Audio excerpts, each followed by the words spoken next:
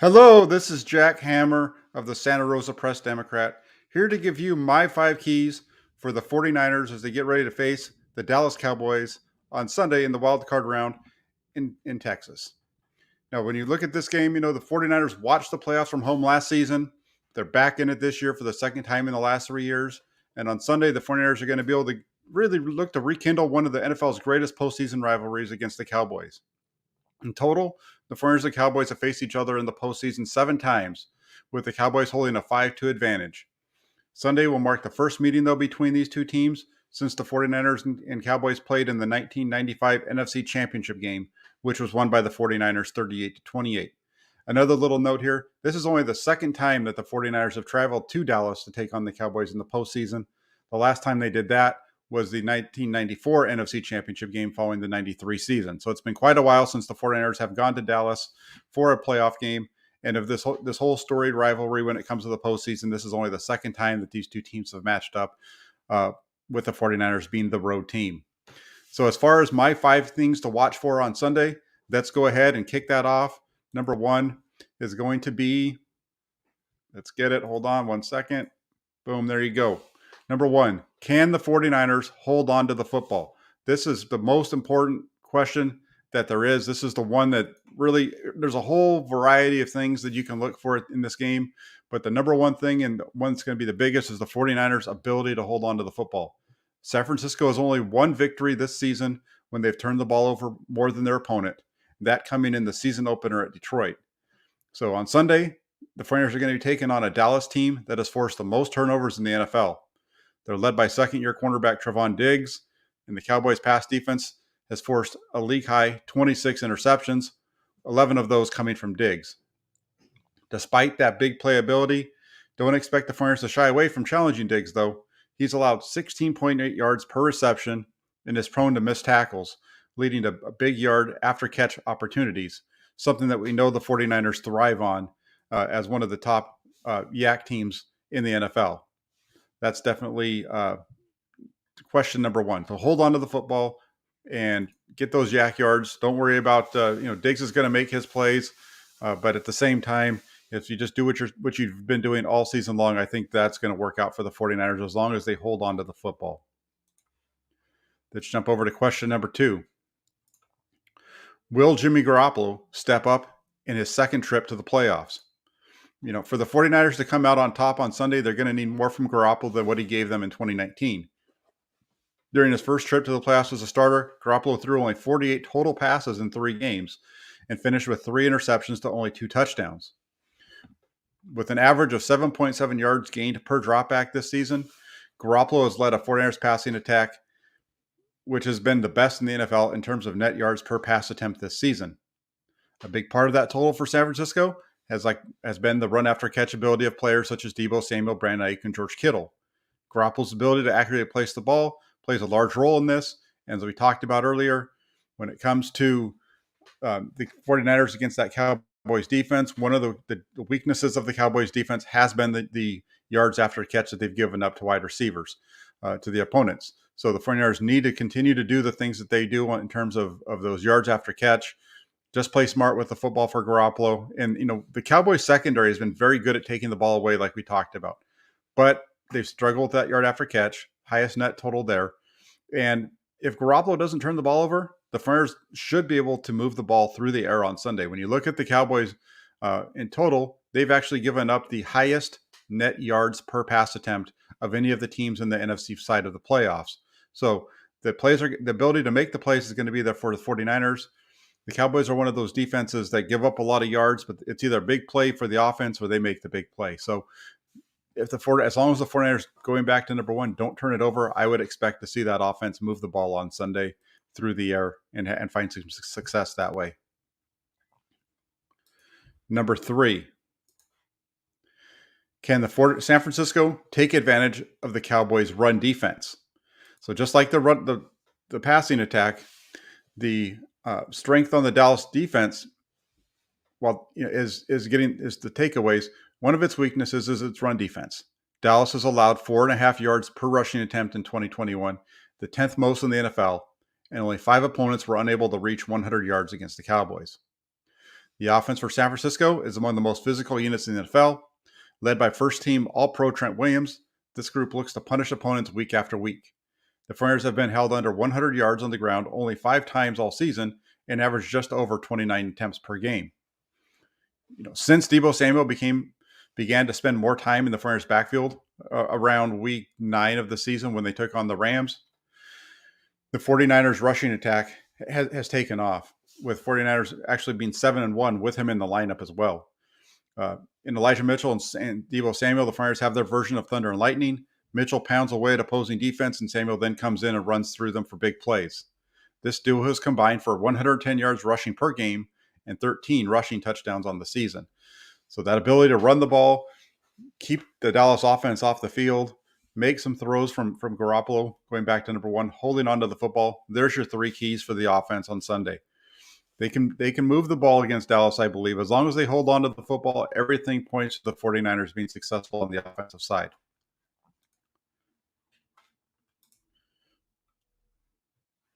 Let's take a look at number 4. Will San Francisco be able to contain the Cowboys' passing game? The San Francisco defense has faced a number of explosive passing offenses during the second half of the season. You got to remember, the 49ers have twice held the Los Angeles Rams under 300 yards, and it took overtime for Cincinnati to crack the 300 mark back in Week 14. And on Sunday, the 49ers will face a Cowboys offense which has gained over 300 yards 8 times. And when you look at those 4 teams that I just mentioned, or 3 teams that I just mentioned, the Rams, Bengals, and Cowboys, those represent the teams that are number 2, number 3, and number 4 in the NFL in net yards per pass. The 49ers are number 1. Their passing offense is number 1 when it comes to net yards per pass attempt. The Rams are 2nd, Cincinnati is 3rd, and the Cowboys are 4th. The 49ers are 3-0 so far against teams that are ranked that high. Dak Prescott, he needed an immediate surgery on a dislocated and compound fracture of his right ankle back in Week 5 last season. He's come back this year, though, to break Tony Romo's team record for touchdown passes while leading the Cowboys to the NFC East title.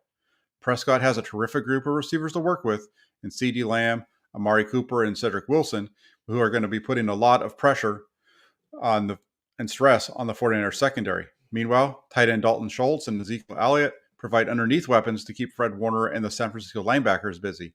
So it's going to be quite a test for the 49ers secondary against this group. But like I said, they've been very good so far over the second half of the year. And a lot of that goes back to what they're able to do at the line of scrimmage. You have guys like Nick Bosa, who was a snub from the All-Pro team yesterday that was announced. He's just been amazing on the defensive line in terms of what he's able to do and what opposing offenses are forced to do in order to keep the 49ers pass rush away from him. But Nick Bosa and his ability to force double teams allows guys like Eric Armstead, Arden Key, Samson Ebicom, and so on, Jordan Willis as well, to be in one-on-one matchups that they have been able to exploit over the second half of the season. That's why we've seen the 49ers pass defense improve ever since the 49ers moved on and put Javon Kinlaw on IR, decided to slide Eric Armstead inside full-time, move Samson Ebicom to the starting role on the outside, and rush Arden Key more from the inside and pass rushing downs. We've seen this 49ers defense pick up. It's amazing how much better the secondary can play when the defensive line is hitting the quarterback on a regular basis and forcing him to throw. And that's something that I talked about early on in this process of the 2021 season. And we're seeing it play out here over the last 9 games for the 49ers. And then the last but not least, we'll jump over to, can the 49ers defense control the line of scrimmage? Now, again, that goes back to the pass rush, but in this case, more importantly, what I'm talking about is, well, the focus is going to be on the Cowboys and their passing. Stopping the run may be the biggest key to holding Dallas off the scoreboard. Dallas has come out on top only once in 6 games when they've been held to under 100 yards rushing. This seems to play to a strength of San Francisco. The 49ers defense has not allowed an offense to rush for more than 90 yards since Arizona gained 163 at Levi Stadium back in Week 9. It won't be easy for San Francisco, though. You got Ezekiel Elliott and Tony Pollard. They provide a really good 1-2 punch for Dallas, very similar to what Deebo Samuel and Elijah Mitchell provide for the 49ers. In Elliott and Pollard, the Cowboys are getting 106 yards on average per game combined. So when you look at that, the Cowboys have gone through 17 games. There's only 6 times that they haven't been able to get over 100 yards. But when they don't get over 100 yards, they usually don't win. And so for the 49ers on Sunday, they've got to be able to stop the Dallas running game, force them to throw, force them to be one-dimensional on the pass side, and that'll help their defense out overall. My prediction for Sunday is that it's going to be 49ers 27, Cowboys 24. That's the way that I see this game going down. It's going to be a close, tough, hard-fought game for the 49ers and the Cowboys. I look at everything that goes into this game, and all of the strengths of the Cowboys seem to be things that the 49ers are really good at, and then the weakness of the Cowboys are things that the 49ers are good at as well. So it's a really interesting matchup from that standpoint when you look at at these two teams and what they bring to the table. The 49ers match up really well with Dallas. It's definitely going to be, it's not going to be easy, but that's the way it is in the playoffs. And you get to this time of the season, there's no easy games, no easy road. And the 49ers are definitely going to be having a good matchup tomorrow. It's going to be a tough one. One of the interesting pieces, and this is, and James mentions it here, Micah Parsons is one of the top guys when it comes to the pass rush in the NFL. He's not very good as far as a coverage player, though. I would expect the 49ers to try to force him to play coverage on George Kittle. I would expect him, to see them try to get Leighton Vander Esch matched up with Kittle in coverage as well, and for the 49ers to try to take advantage of that matchup, because that is one that favors the 49ers, especially with Kittle lined up in line on the line of scrimmage. That definitely plays to their advantage. So it'll be interesting to see how they work around that. The Cowboys are going to be without one of their top linebackers, Keanu Neal. He's out for the game due to an injury. So keep an eye on George Kittle, Kyle Juszczyk, and how they work. When you go back and you look at the last time Kyle Shanahan's offense went up against a Dan Quinn defense, George Kittle was extremely busy. He got, I think it was 13 targets and 11 receptions, somewhere right around that area in that game. The 49ers scored 22 points in that game, but they also had 2 turnovers in that. They had 2 fumbles. They had a fumble by Raheem Mostert and a fumble by one of the other running backs as well. That's no longer with the team now. But there was a couple of fumbles there in the running game that hurt them that day. So I think we're going to see the 49ers be able to move the ball on offense. I think on defense, they're going to do a pretty good job. I don't think it's going to be a blowout, though, but I think it's going to be a good game for the 49ers. Let's see what else we have here. We have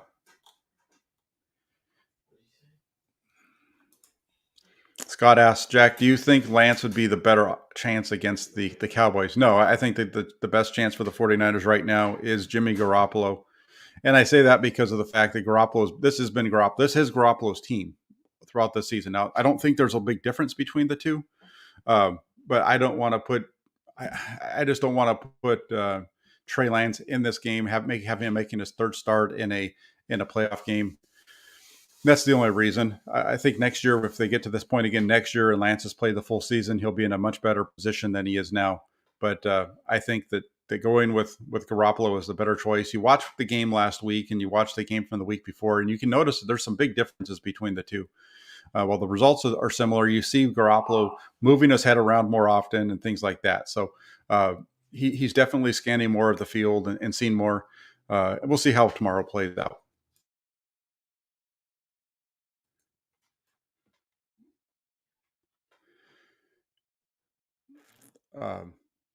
Let's see what else we got over here.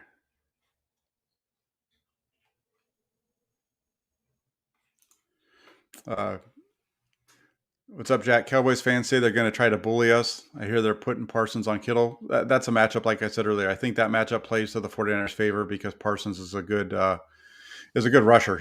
But as far as the whole bully thing, bring it on. I think the 49ers are a physical team. And that's one of the comments. And in part, I think the reason that Parsons brought up the whole bully thing is because that's been kind of the way the 49ers have been talked about as far as a bully ball type of a team that runs the ball hard, They're very physical. We saw that last week in the second half against the Rams. This week they're going to need to do that again. Dallas is a very good team, but I think the 49ers can do that. Swan Song says, in 2020, 49ers are 7-0 when Garoppolo doesn't throw an interception. They're 1-3 when he throws one, and 1-3 when he throws two. Yeah, I mean, I'm pretty sure, you could look through those numbers and find it for a lot of different quarterbacks being that way. Part of the reason the 49ers record isn't as good this year when Garoppolo throws an interception as they were in 2021 is the defense, for the most part, hasn't been as good, but they've stepped up and been a much better unit over the second half of the season. And, the 49ers defense has only allowed 24 points. That's the high over the second half of the year. So when I look at this defense coming into this game, again, it comes down to turnovers and it comes down to special teams, which I didn't mention in the beginning, but those two things are key.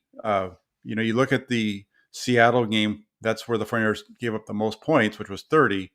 But of those 30 points, 7 of them was on special teams based on a fake punt that went 73 yards for a touchdown. And then on top of that, you had the fumble at the start of the second half, which kind of leads to some bad field position for the 49ers and leads to a sack. So that's another 2 points.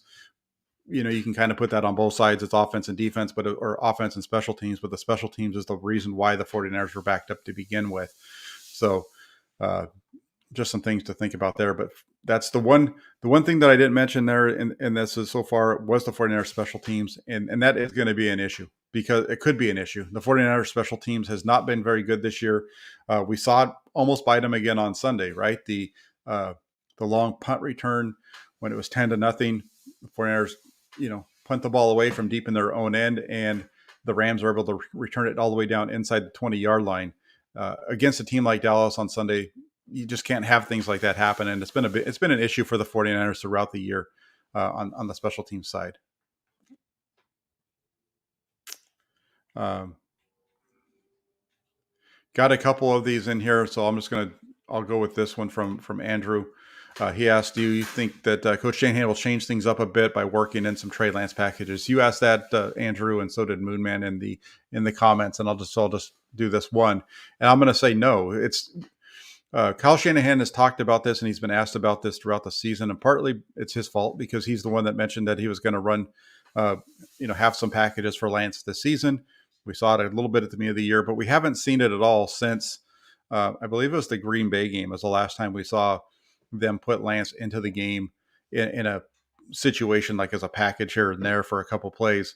But we haven't seen it since then. Shanahan's talked about the reasons why he doesn't do it. And I don't foresee in a game of this magnitude with your season on the line, all of a sudden coming out and doing something completely different than what you've been doing all year long. You're at the point now, you're in the playoffs. You got to the playoffs because you've been doing what you do best. You're here. You continue to do what you do best. Doing stuff that you haven't been doing throughout the year. That's the recipe for a problem. And also it shows that you don't believe in what you're doing. If you have to come out and all of a sudden do something different, it shows that you don't fully believe in what your attack has been and what makes you best. So I'm not a beer snob in any way. I don't even like beer. I don't like the flavor of it all. So give me some stuff other than that. I'm not going to be drinking any beer. Sorry about that one. Swan asked, do you think Sermon will get any touches at running back this game? That would be a change up for the 49ers to have Sermon active. They've been, again, this goes back to their bread and butter over this 9-week stretch of going 7-2 has been Elijah Mitchell carrying the ball as the primary guy, Jeff Wilson Jr. backing him up, those being your top 2 guys in the backfield, Deebo Samuel getting the touches as well, and then you have Jermichael Hasty as your third down back. I don't really think that we're going to see Trey Sermon in this game. There's not a whole lot for him to do other than I don't know about special teams if they feel like he can maybe contribute there over some of the maybe somebody like Brian Hill or We don't know what they're going to be doing with Trenton Cannon, because he is somebody that could be activated today. We'll find that out probably in the next 25 minutes.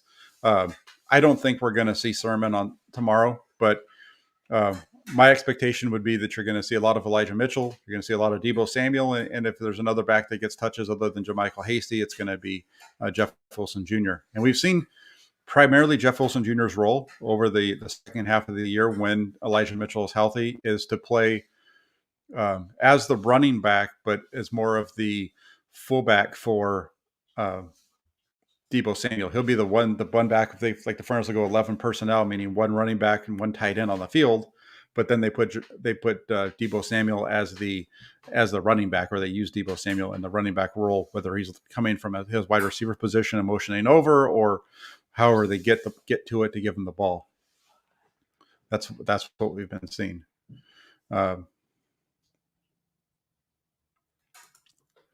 Peter asks if Wishnowsky will take a cautious approach with his special teams tackling, since we can't have him out of the game again and rely on Gold last minute. Well, the thing is, you need to make a tackle. You got to make a tackle. And I don't want to see Robbie Gould have to punt the ball any more than anybody else. But hey, he did an okay job with it last week. But that's maybe if you're having to do that 2 weeks in a row, could be stretching yourself a little bit too thin there. But you've got to make the tackles. Hopefully, Hightower talked to him about it and told him not to use his head quite so much when he gets in there. But he's got to make those tackles and be able to make the plays on top of it. So Wishnowsky should be clearing to the concussion protocol today. We'll find out here shortly. The 49ers will make those announcements. Usually they make that comes out right around 1 o'clock. Right around 1 o'clock.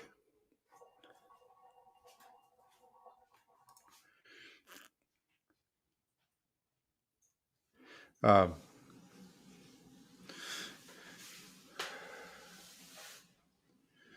well, and the Cowboys are healthy. The Cowboys are just as healthy as the 49ers. That they only have Neal missing. It's interesting with Neal. He's a guy who's only made 5 starts this year, but he's their 4th leading tackler. I think he's played 14 games on the season. Not having him here is going to be something that maybe the 49ers can take advantage of a little bit. And like Raymond says, getting healthy should make the special teams unit better. Let's hope Mitch isn't having to make many tackles. And that's true, too. That's the other piece of it. If the 49ers are fully healthy and they have all of their complement of players, that's a good point, because then your special teams gets better, because you have your better players.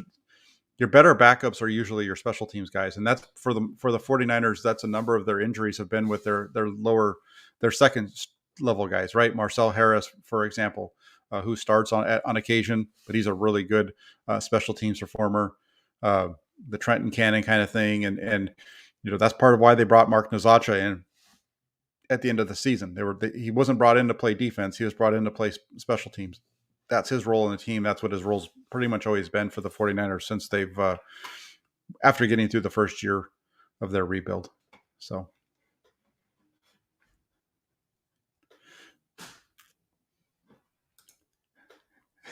You got to love tackling punters, kickers. Anytime those guys start hitting people, that's the best. That's when you get to see who the real players are out there.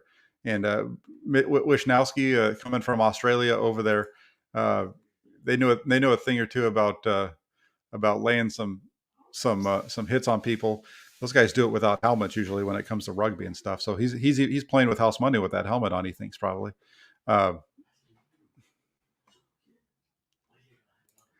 The Cowboys are an explosive team. The Cowboys are a very explosive team on offense.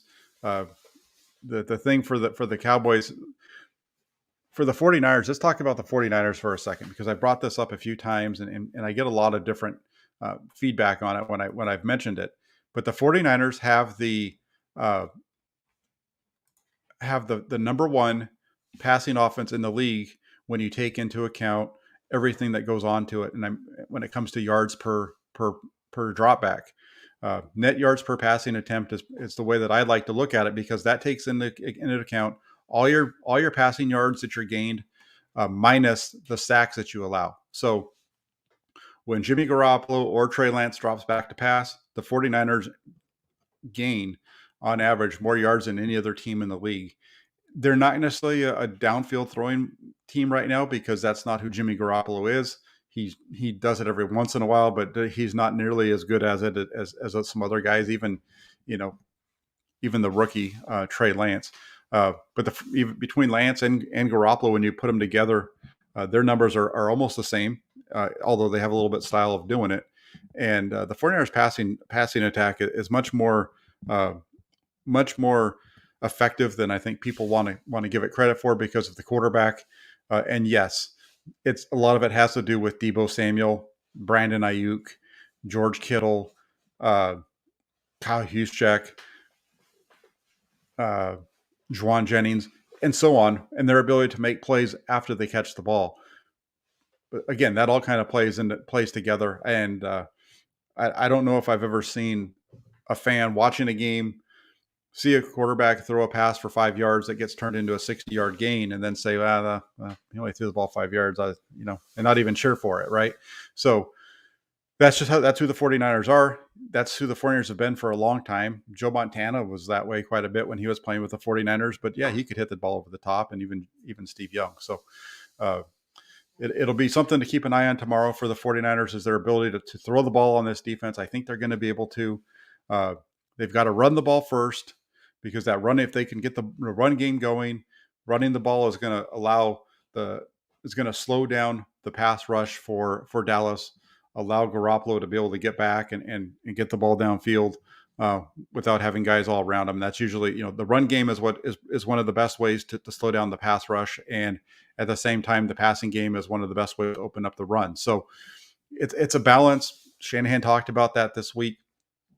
And I think the 49ers offense just matches up really well with this Dallas defense. They just need to hold on to the football. And if they do, they're going to move the ball up and down the field. Yeah, and that's what Swan, you're talking about the 49ers ability to pass the ball. Does the fact that teams are selling out to stop the run help the passing game? And that's the answer is that absolutely, right? That's why if teams are usually going to sell out to stop the run early on, that's why Kyle Shanahan talked this week about how the passing game has to be working in order to open up the run too. It's not one or the other. Everything on offensive side of the ball works together. The yak works because the quarterback puts the ball in the right position, and the receiver is able to make the plays after because hopefully their momentum is the ball hits them in stride and they're able to just keep running away from guys and then run through people. And then, when the passing game starts working, the defense gets on their heels a little bit, and now that allows you to run it up and smash them in the mouth, and vice versa. We saw it against the Rams on Sunday, right? They're pounding pounding the run game at the Rams, and then all of a sudden you get a play action to the left side that looks like something they've seen already in the game as a run. Everybody sucks up, and Garoppolo is able to hit Brandon Ayuk with nobody down the left side of the field with nobody within 10 yards of him, and it's a 30-yard gain.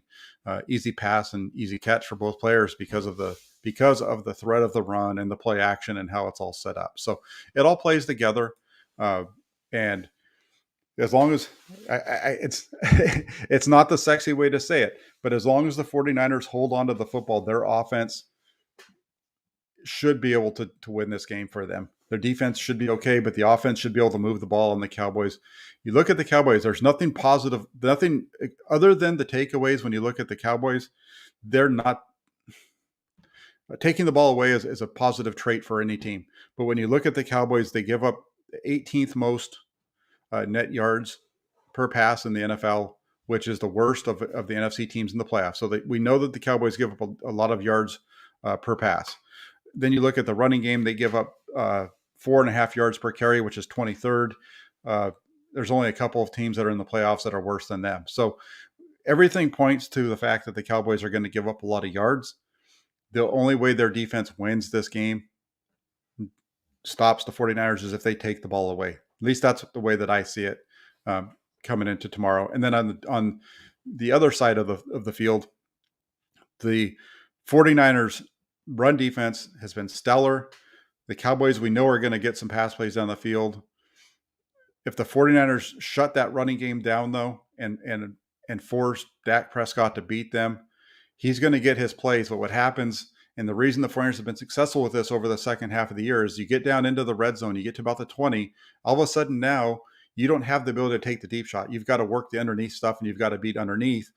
And the 49ers are able to play tighter. So they play off, they keep everything in front of them throughout until you get down into that red zone, and they get to the red zone, everything gets constricted, and they jump on top of you, and they force you to kick field goals and things like that. So I think that's where you'll see the 49ers come out on top. They're going to give up plenty of yards. I just don't think or believe that you're going to see the Cowboys put up more than 3 touchdowns on the 49ers on Sunday because of the red zone defense for the 49ers.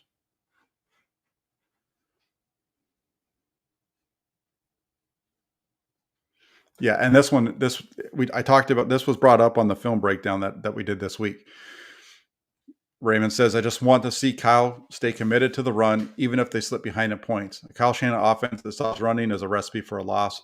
And that's absolutely correct. And that's part of why you have to question certain things about, like the 2 games that they played against Arizona, for example. That's one of the things that I really liked about the Rams game, is that they never got away from the run. They stuck with it.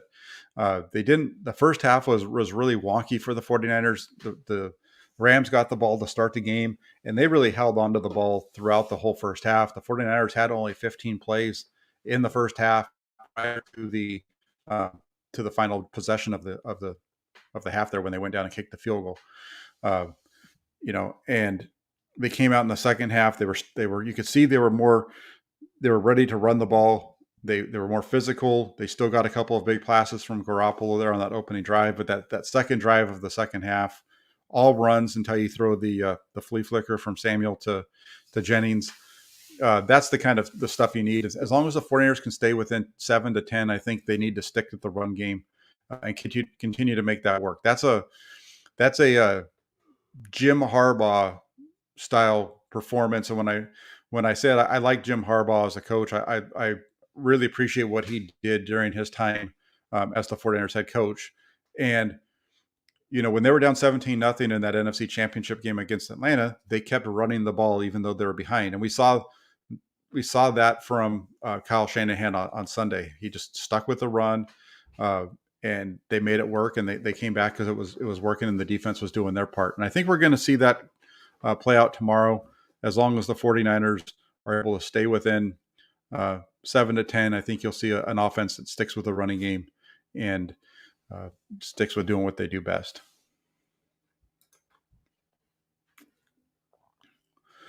All right, so that looks like it's about it. One of the last things I'm going to say, just recapping really quick, that the 5 keys for the game: 49ers need to hold on to the football. Number 1, that's it. If the 49ers hold on to the football, the rest of the stuff is going to play out, I think, in the 49ers' favor.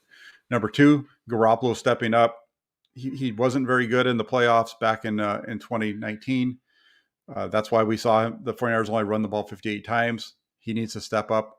Number 2, take advantage of that Cowboys run defense. Cowboys averaging 4.5 yards per rushing attempt allowed. 49ers need to do that. Number 4, contain the Cowboys passing game. Eliminate the explosive plays. And then number 5, control the line of scrimmage on defense and take away the Cowboys running game. Basically force them to pass, and then let your pass rush do what they need to do. And then I have the 49ers winning 27-24. So there you have it. There's my prediction. 49ers going to win tomorrow as long as they hold the Cowboys to 24 points or less. So thanks, everybody, for jumping on and joining. Go ahead and check it out tomorrow. I will be back after the game tomorrow with a wrap-up of the game. We'll do a wrap-up show tomorrow evening. I will also be on Monday. We'll do a call-in show to discuss either the 49ers win or the 49ers loss, whichever way. So we're either going to be talking about what's to come for the 49ers in the offseason, or getting ready for week number 2 of the playoffs. So that's the next couple of days here on the YouTube channel. If you could please subscribe if you're not already, hit the like button. Get over to 49ers.pressdemocrat.com as well. That's where you can find all of the different articles that I put together. That's the Inside the 49ers blog at 49ers.pressdemocrat.com. There will be a live blog taking place tomorrow throughout the game with analysis live as the game is taking place. So thank you all for joining. Look forward to talking to everybody soon. Have a great rest of your Saturday and get ready for a fun day on Sunday. Take care, everybody.